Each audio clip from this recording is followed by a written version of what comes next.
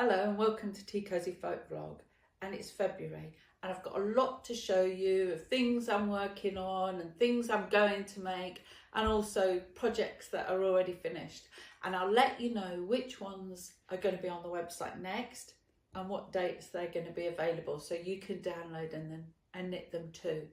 I'm also wanting to introduce a little section in the vlog where I show you a knitting tip. So well, not really the knitting tips, because you're all expert knitters, you all know how to do that bit.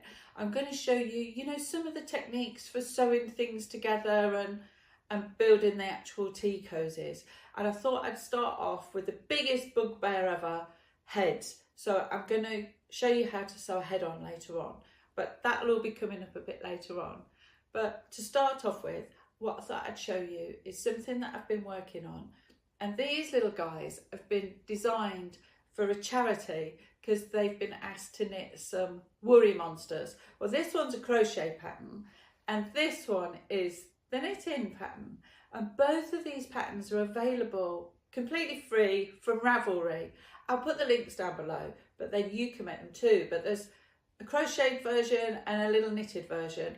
And both have little mouths that you can put your finger in. But you write your worry down on a piece of paper and then you feed it to your monster and he eats it and it's gone. It just disappears and the world is a better place. And they're designed to help children let go of worries and to feel calmer and happier. So that's brilliant, isn't it?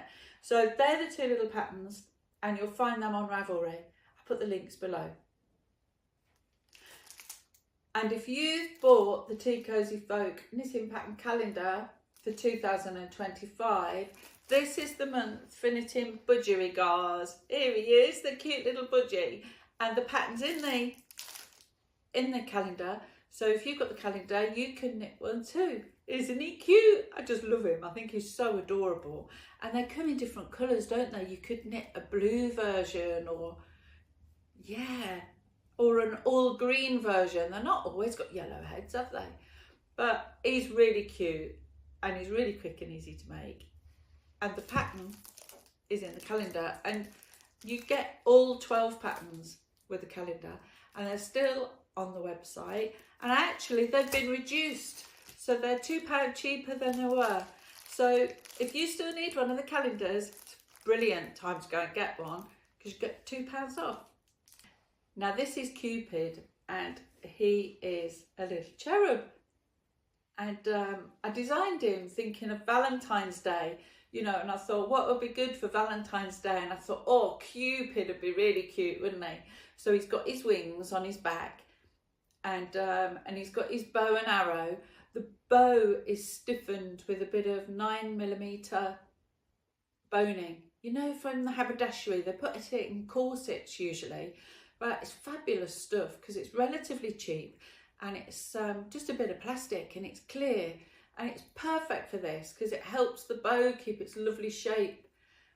But that is Cupid. I love his bum. Do you like his bum? It's nice and bulgy, isn't it?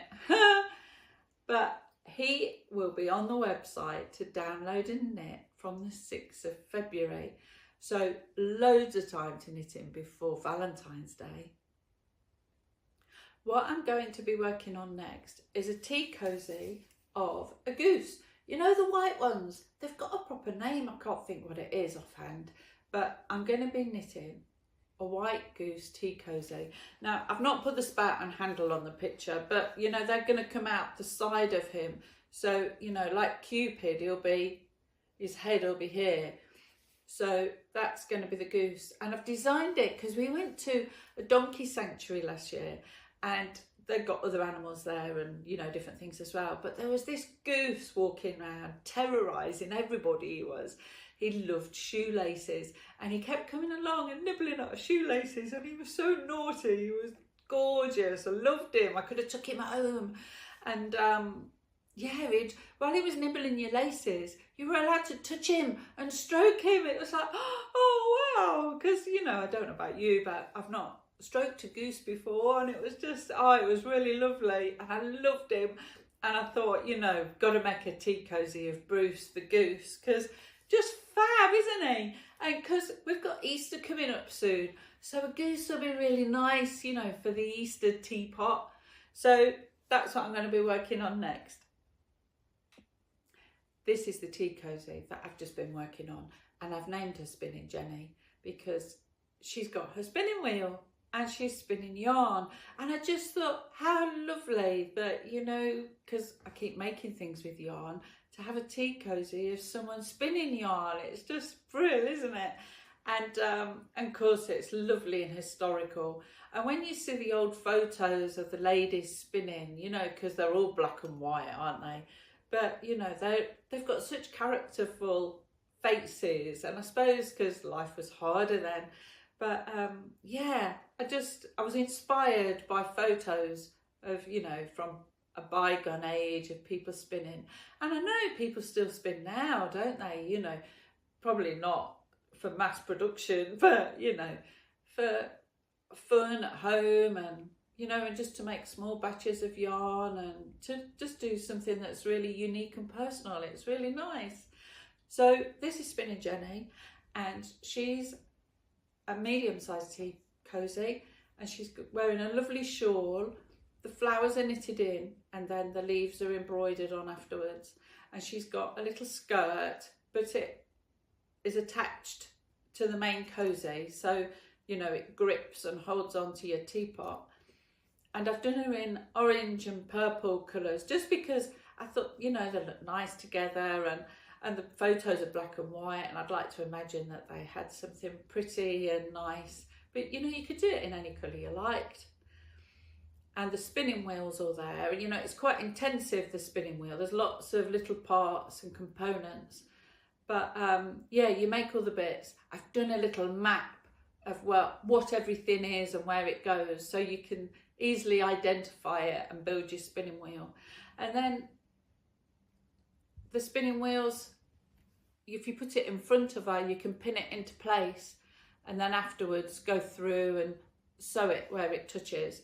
And she looks like she's holding a spinning wheel, and, you know, she's going to make some yarn, maybe for a tea cosy. And she'll be on the website on the 20th of February, so you can download a copy of the knitting pattern then. Something else I've been working on is little lavender bags. Look, and these are little lavender sprites. I didn't want to do just lavender bags because they're a bit boring, aren't they? You know, just a square. So I thought, you know, if you took a square and gave it a face, what would it look like? And I kept adding little bits like that, and I came up with these little sprites, and they're filled with lavender, so they smell delicious. And I grow lavender in the garden, and it grows better, I've found, if I grow it in tubs, because I live in Scotland and we get a lot of rain, so it's just too wet in the ground. But, you know, if they're in a raised bed or a pot or something, they're much better at, you know, dealing with drier conditions. And then you get loads of flowers, you know, in the summer, and the bees love it. And then in the autumn, you cut all the flowers off and put them in a paper bag, and they dry, they just dry naturally. Just don't put them in a plastic bag, they'll go mouldy and rot. But in a paper bag, and they dry out, and then you end up with all the tiny little flower heads, and they really smell. So these are the little lavender sprites, and they're stuffed with lavender from the garden, and they're just to put on, you know, coat hangers. I thought, if I put a little loop in the top, that will hang on a coat hanger, and it can be hung up with the dresses to make everything smell nice. Or you can just put them in your knicker drawer, or, you know, in with your jumpers. So when you pull them out, they smell lovely and lavendery. For years, we've been, you know, fragrance in our homes with things from outside, with herbs, and it's just nice to have these little lavender bags, and they're quick and easy to make. And these ones are knitted in cotton. I've been using this Rowan Summerlight DK cotton, so they feel really soft, and it's lovely natural fibre. It's so silky, actually. When you're knitting with it, it feels quite silky. So these little fellas are knitted with these, and this is a Rowan yarn. So I'll put all the details down below so you can go and have a look. And the pattern for the little lavender spikes will be out on the 27th of February. So you'll be able to knit some too. I hope you've got some lavender saved over from the garden. I've got some of the knitting patterns that are going to be on the website over the next month. They're coming out on the 13th of February. Woo! Luckily, it's not a Friday, I don't think anyway. But these are patterns that were in the Simply Knitting magazine, I don't know, 6 or 7 months ago. So one is the Beach Hut cushion, and then there's the Beach Hut bunting. This is like a tongue twister. The Beach Hut cushion, the Beach Hut bunting, and the roller boot tea cozy. Do you remember the roller boot? I loved it. But I haven't got any of these items to show you, but I'm going to show you little videos down in the corner. So here we go. The videos are on. So the Beach Hut cushion is a lovely big chunky cushion. It's quite a big oversized one, and there's a little window and the roof and a little door, and it just feels like being at the seaside, and it's so lovely, you know, to put on a special chair, because you probably won't want to use the cushion and lean on it. You want to keep it all nice and pristine. So it's a really lovely cushion for a feature chair. And like I said, the knitting pattern for the cushion will be out on the 13th of February. It'll be on the website. And if you like beach huts, the little bunting is beautiful. So you've got 6 little beach huts that hang off a little knitted string, and they're just so lovely to hang in a window. They're so, I think stripes always feel really clean and crisp and cheerful, don't they? And you know, and with that subtle colour palette, you know, there's not much busyness going on. So it's just, I don't know, nice primary colours that really pop and look bright and crisp, like a summer's day. They're really nice. So the bunting pattern will also be available from the website. And then there's the roller boot tea cozy. Oh, I loved this one. I had roller boots when I was a teenager. I loved them.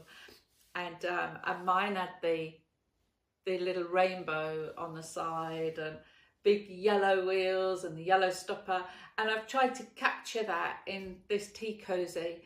And I remember as well, when I was younger, you didn't, when you bought a new pair of shoes or anything, you didn't keep the shoelaces.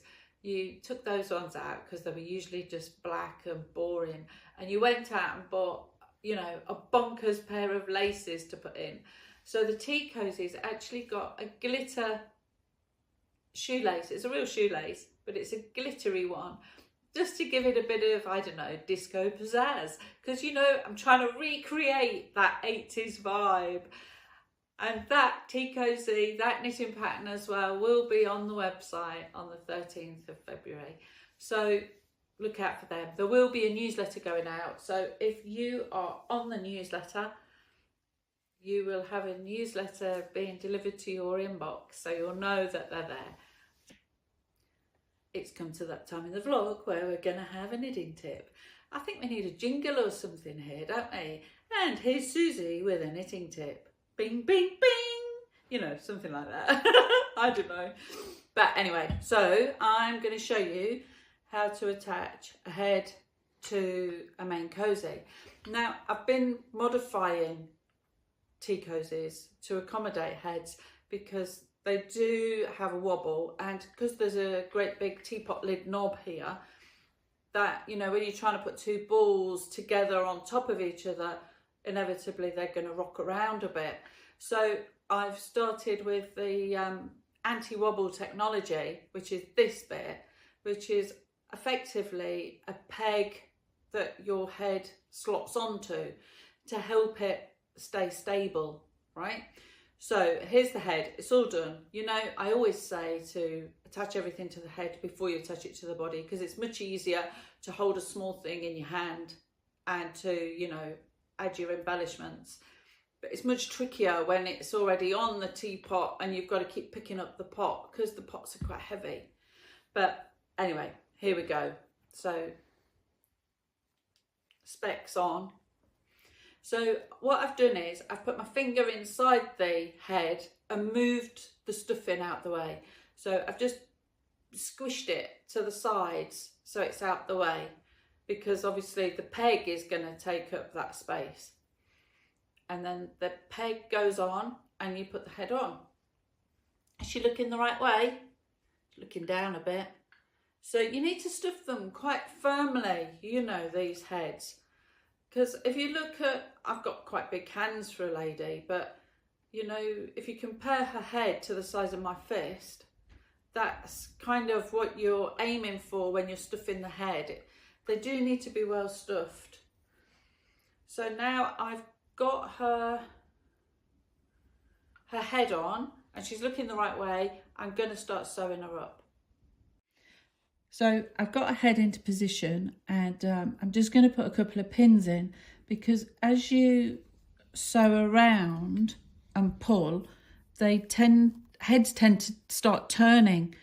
So you think she's going to be looking forward, and she ends up looking slightly horizontally. So I've pinned her head into place. And then to sew the head on, you know, that's up there is beyond this sort of point is the head stabilizer. So that's there. So I'm just below that.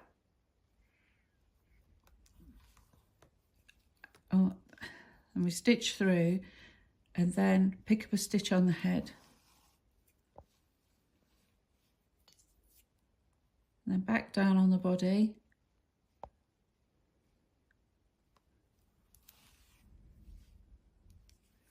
And then on the head. You know, and as you come up to the pins, you can take those out. There's no point in trying to battle around them. So I take a bit from the bottom and then a bit from the top. And you work your way all the way around.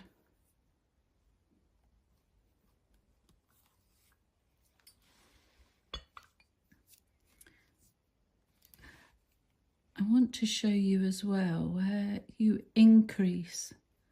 You know where you've increased on the head? I can see a clear one on the other side of her face. I'll show you that one. But they create like ladders. You know, like you get ladders in your tights. The increases make a little ladder-like line. And, you know, it's horrible on your tea cozy face to have like a line going up, but you see it there, look, that's where I've increased. There's an increase there, there and there, and it pulls it away and creates this line. And while you're sewing the head on, you can correct that. Let me show you, look, it's a really easy fix.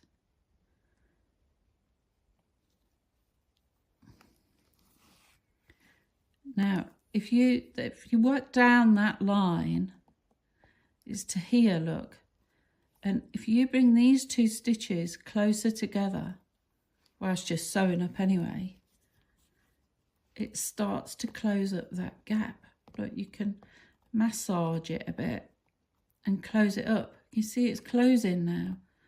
And it just looks so much nicer, doesn't it, than having an ugly laddery line up her face. So that's that little trick. And because you're going round anyway, sewing it up.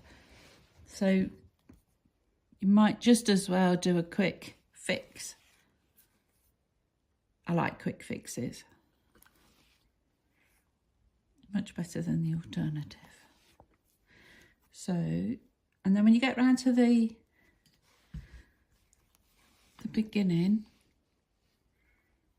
we'll have a little look and see how wobbly our head looks.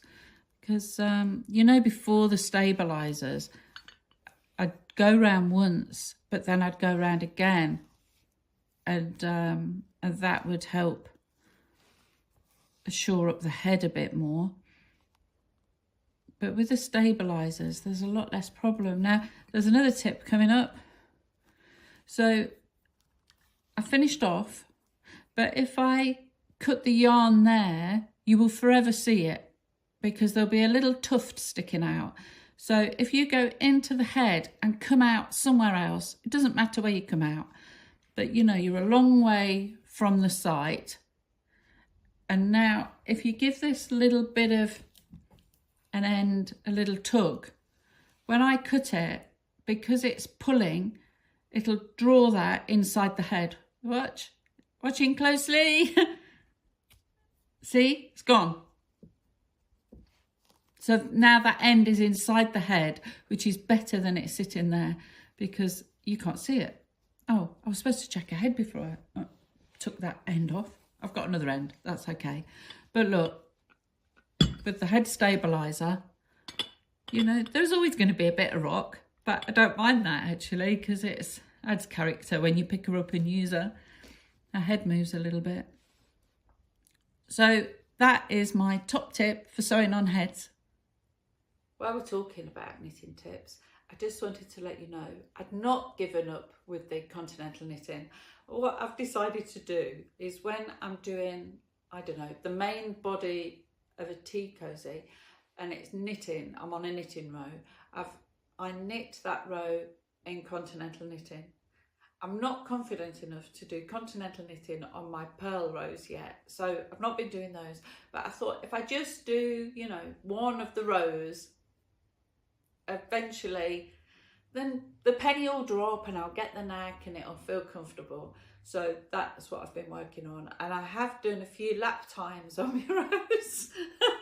So I've knitted a row, or you know, my throw-in way, the way I throw the yarn, and I've been timed, and then I've done it again, you know, the next row continental style and timed it, and it is taking me a little bit longer. So I've clearly not got the knack yet, but the more I do it, I'm sure I'm going to get there. So I just thought I'd let you know. I've not given up on continental knitting. I'm just taking a slower approach. I'm not expecting myself to become expert at it overnight. You know, and we all have to learn things gradually, don't we?